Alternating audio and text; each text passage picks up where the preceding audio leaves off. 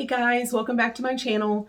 I'm Kali and this is week 14 of my weight loss and self-discovery journey. Thank you guys so much for tuning in with me today. I am going to start by saying that I am only going to be talking in this video.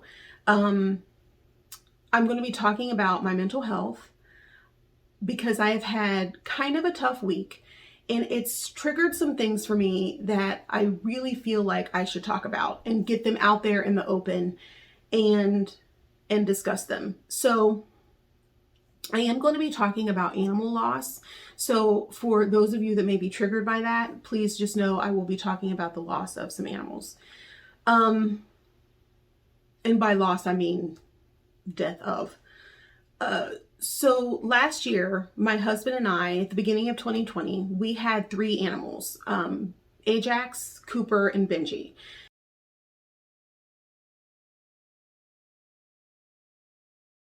And Cooper was a Great Dane.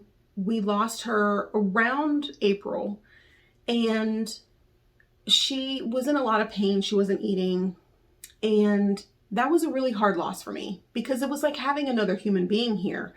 I had already started working from home at that point, and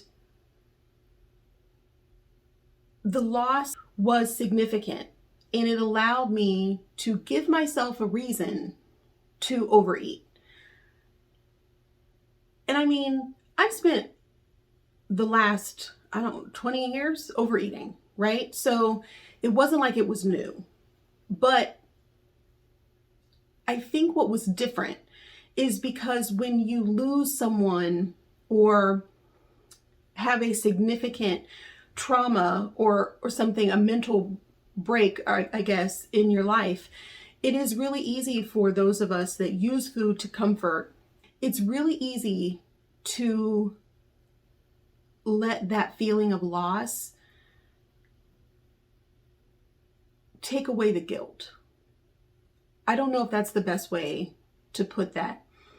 It's during the times that I was emotionally eating, and I look back and I know now that that's what I was doing, was emotionally eating. When I was doing that, I would feel guilty afterwards because I knew deep down that that isn't the way that I should be handling things. I've been to enough therapy to know that doing that wasn't right.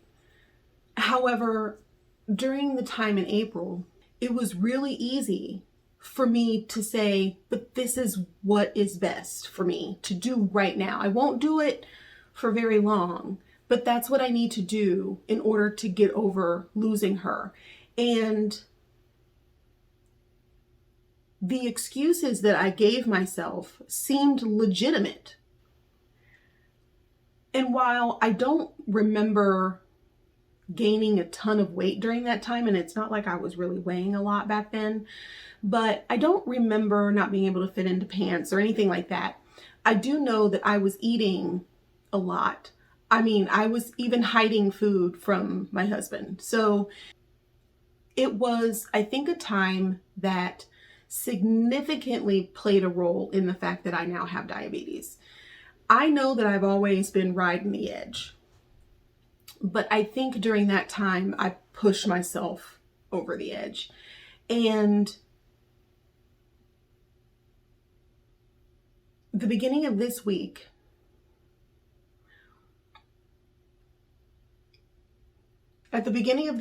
we lost our dog Ajax, who was 16. He lived a fantastic life. He was happy.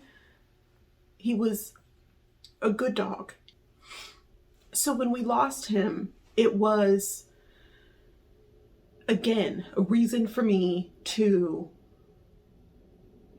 let all of the things that I had learned and done over the last year go and just say, it's okay to emotionally eat right now. It's okay to eat whatever you're craving because that's what you need in order to feel better and to get over this loss.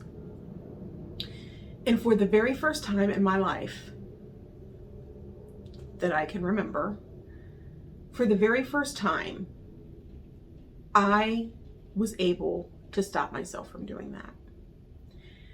And I am obviously still grieving, but I'm allowing the grief without the eating. I was able to let food and my grief be separate. They are no longer intertwined.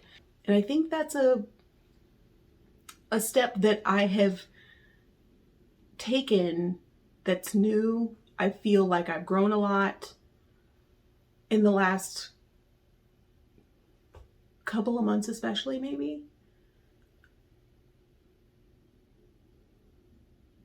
I don't know. I just wanted to share the fact that I'm, even in this time, I'm still growing and I'm still learning about how my mind works and trying to overcome the things that I have done in the past that got me to where I was, and the things that I need to do in order to continue to lose weight and get healthy, mentally and physically healthy. I wanted to share that, kind of get it out there. Next week, I will be answering some questions that I've had that I haven't gotten to yet from my comments. And if you have any additional questions about anything, please put those in the comments below, because I'll be answering some things next week. And I'm really, really close to hitting my 300-pound goal. So possibly next week, maybe the week after that. Fingers crossed, everybody, that is the case, that we'll be talking about that very, very soon.